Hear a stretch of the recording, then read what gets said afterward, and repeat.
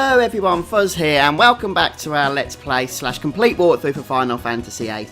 And we're cracking straight on ahead today with the story of the game. No wasting time here, we've done a lot of optional content up to this point, and in the last episode we did the expositionary content that we needed to do in order to get to the more battle-oriented episode of today.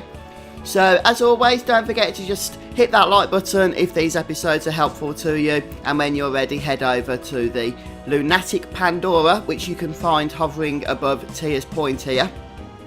It might also be worth a stop at Shumi Village, just to check if that Ultima draw point has regenerated, and if it hasn't, then maybe just run around on the world map for a bit until it does, because you're only going to get 1 or 2 more draws out of that before that area becomes unavailable permanently. So we do want to maximise our Ultima magic amounts before that happens.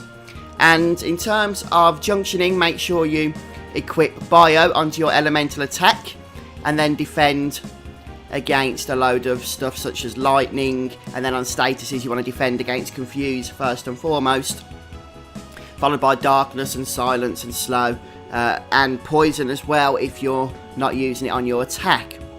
Make sure you're not using Mug either, and make sure you also have your strongest abilities equipped, ready for the battles that lie ahead. And then when you're ready, we're just going to fly straight in to this structure with the Ragnarok. This will kick off a selection of scenes. The first one aboard the actual Ragnarok itself. You can control Squall if you want to, although you don't actually have to go anywhere during this point, so you don't need to do so. They're just discussing how they're going to break through the defences of the Lunatic Pandora, and it seems Selby has the right idea. If in doubt, give it a clout, and that's exactly what we're going to do.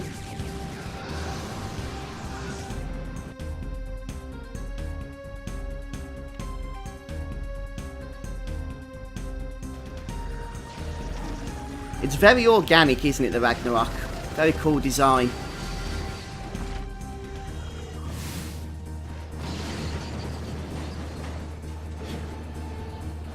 It's even got claws, look. Or hands, even.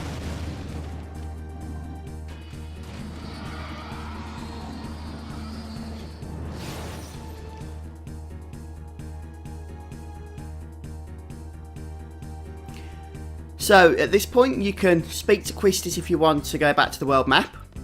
But when you're ready, we're going to take the elevator down here and head through the right-hand door.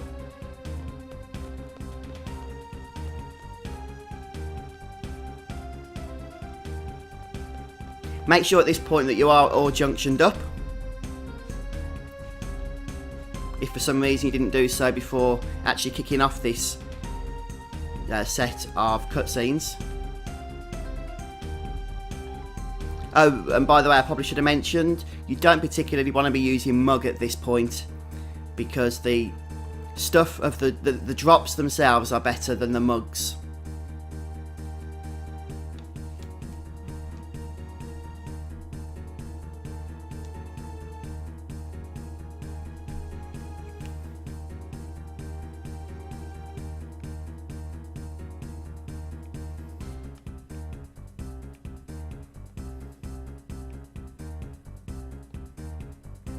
So we're going to enter a boss fight here with Fusion and Rajim, and they pretty much have the same abilities that they've had previously. Fusion can reduce your hit points to 1 and has a bunch of magical attacks. If you have the GF command, then summoning Doom Train isn't a bad idea, since they are susceptible to some strong magic attacks, status attacks. But also you can use Quistis and Bad Breath if you want to go down the status attack route. But I'm just going to start hitting them with physical, since my characters are quite strong. And I would actually recommend going for Fusion first. But because Squall's got a maxed out strength stat, now at 255, it's not going to take too long, I wouldn't have thought, to actually beat these guys down. Fuging can also cast regen as well.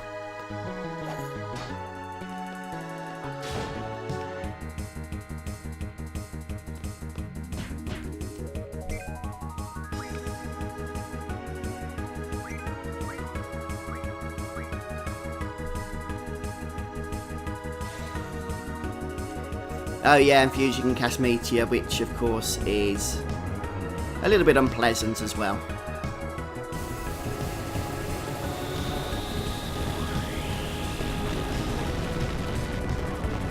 If you have high defensive stats though, as you can see, it's not the strongest Meteor in the game.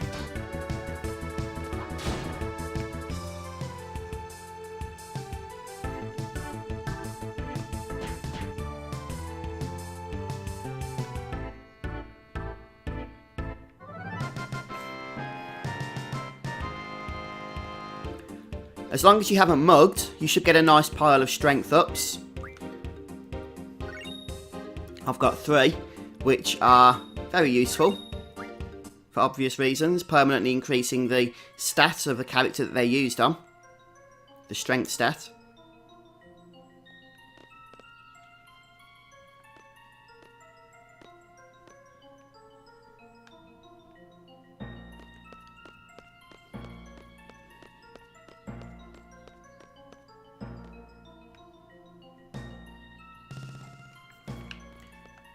And it looks like a couple of other familiar faces are here to join us as well. Is this going to be another fight?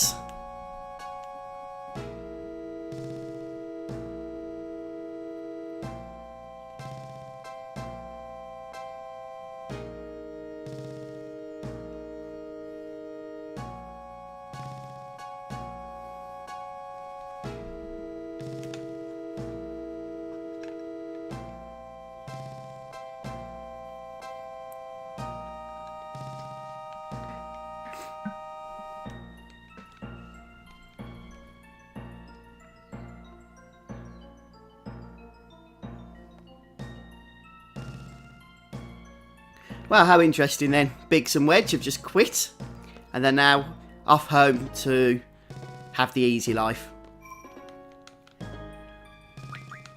I'm never one to pass up on a save point. So once you're ready, after the cutscene, we can head on through this kind of archway here.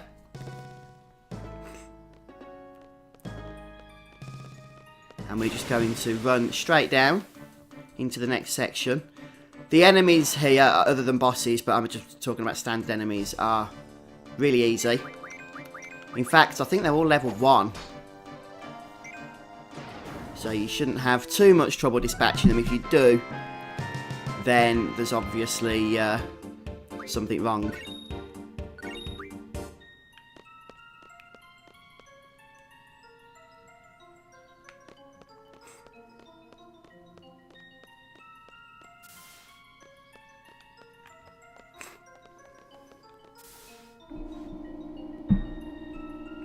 This should take us to the main elevator room.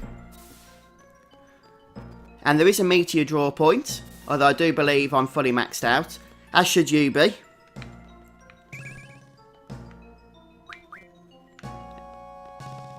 Okay, there is a meteor draw point, but I believe it's hidden, so you'll need move from, which I don't have equipped at the moment.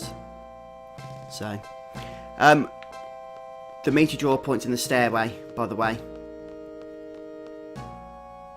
Maybe I should show you where it is.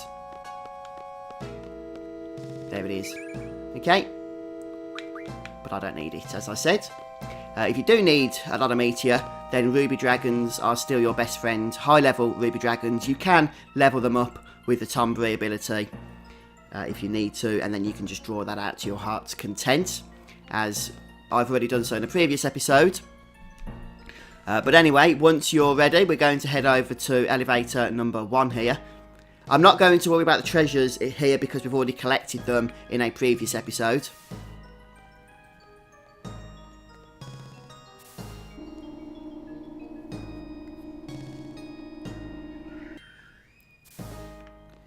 And we're going to head north when we can from this section here. all the way to another save point.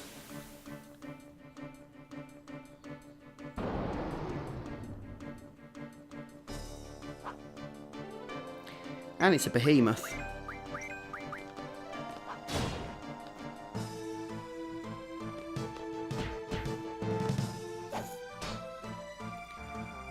These guys can be quite nasty, as you might expect.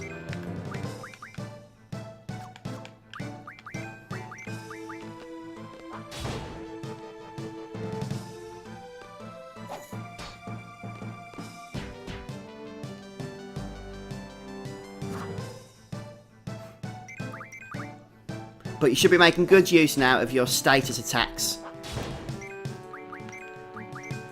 And Selfie has pain on hers, which is why you saw a bunch of nasty stuff appear on the behemoth there.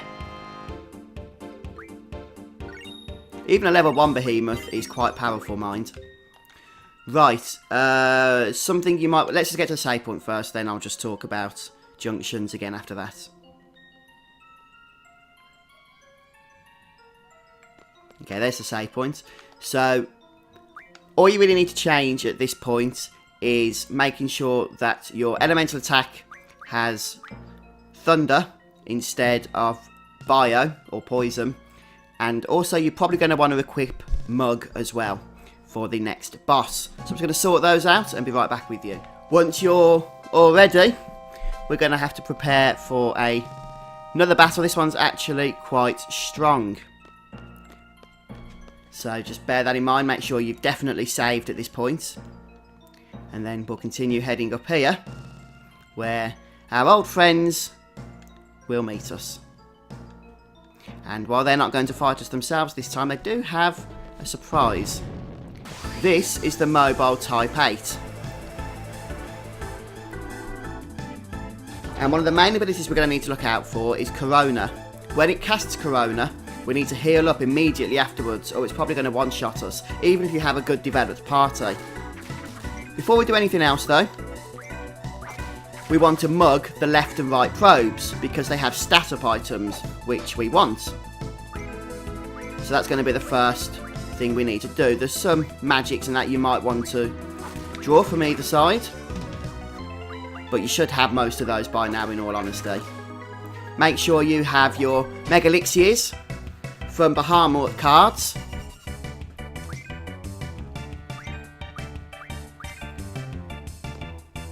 So that you can quickly heal up when need be.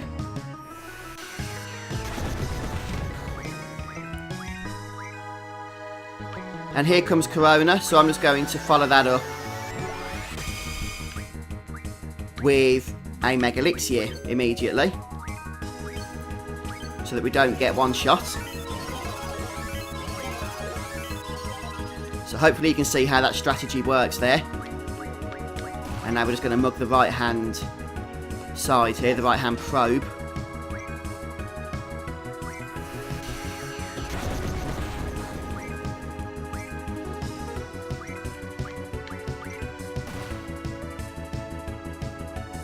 I'm going to use Squall here to take out the left hand one. Just be careful of counter attacks as well.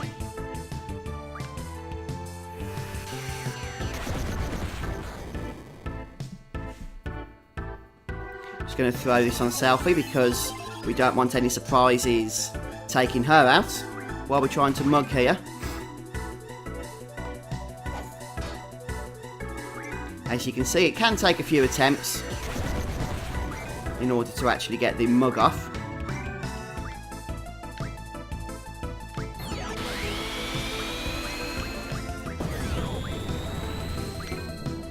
That attack does about 2,000 points of damage, and it's unblockable.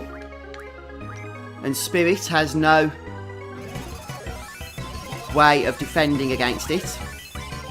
So it will always do that amount of damage, no matter how well developed your party is. And we've got 2 Vite-Ups there. There's no point mugging the main body, since it has the same drop as it does mug. So just worry about attacking the body then. And taking it actually out. if that makes sense. Actually killing this thing. I'm not going to take the probes out because they are so resistant to physical attacks anyway.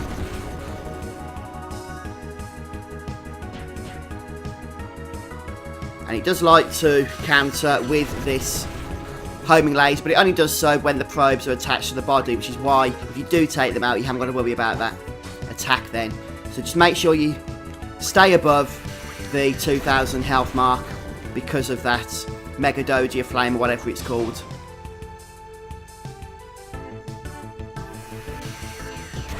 But with a nice stock of Mega Elixirs, you get 100 from refining the Bahamut card, and Elixirs if you need those at a push.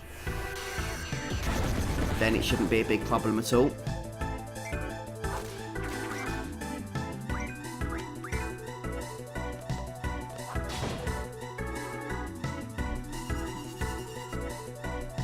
As you can see, he does have quite a bit of health as well. Up to 42,000, which is probably what he is going to have for you as long as he's level 41, which is his maximum level.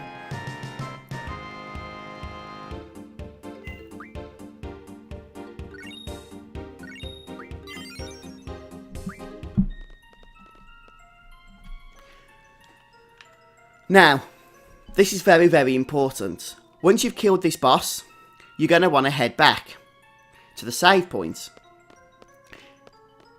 The reason being, this is basically a point of no return now in the game, okay? From this moment on, when we proceed further after that boss, we're going to permanently lock out much of the areas that are in the game, right? So you want to save here, and you want to save in a separate slot as well. So if you have missed anything that you want to get, you haven't got to restart the game from the beginning. So I'm going to save my game.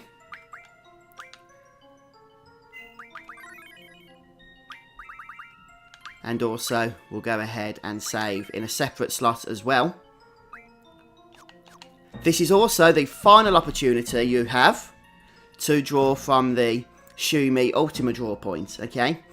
So if you think it's worth going back now and doing that, then by all means do so. You might get another 15 Ultimas.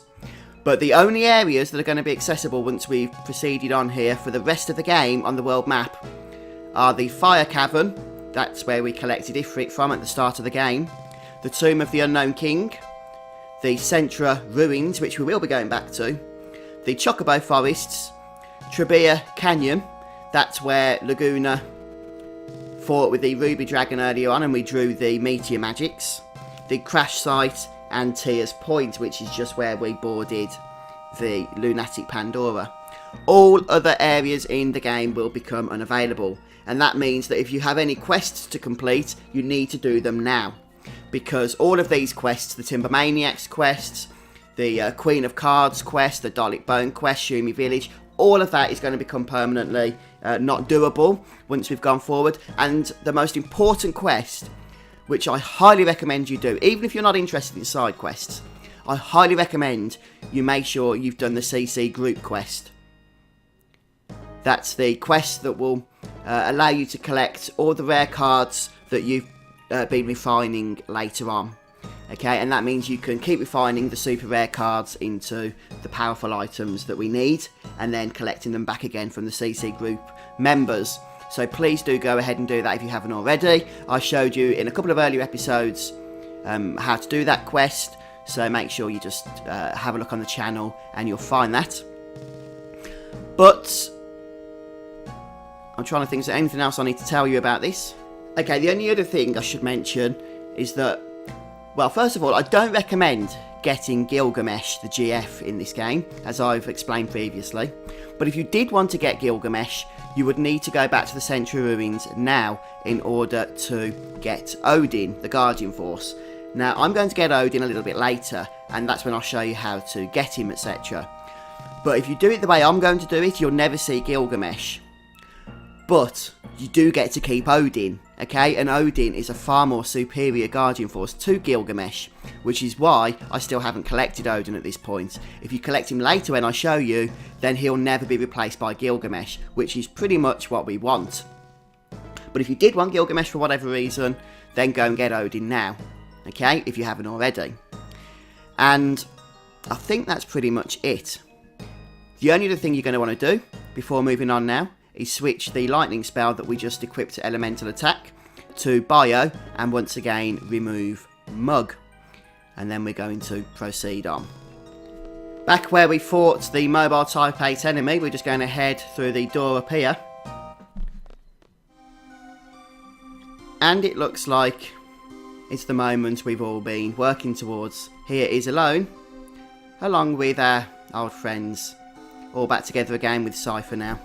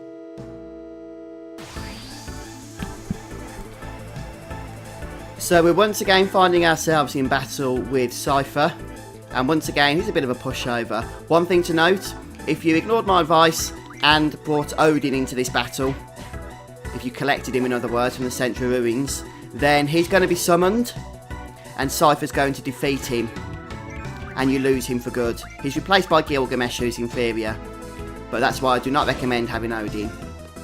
Cypher at most has 34,000 health, so it won't take too many attempts to defeat him, and he carries aura magic if you want to draw that, and he does like to cast Fire as well. But as you can see, not too much of a challenge, so long as you've got your strength stat nice and high, which you really should have by this point in the game, since physical attacks are just so powerful.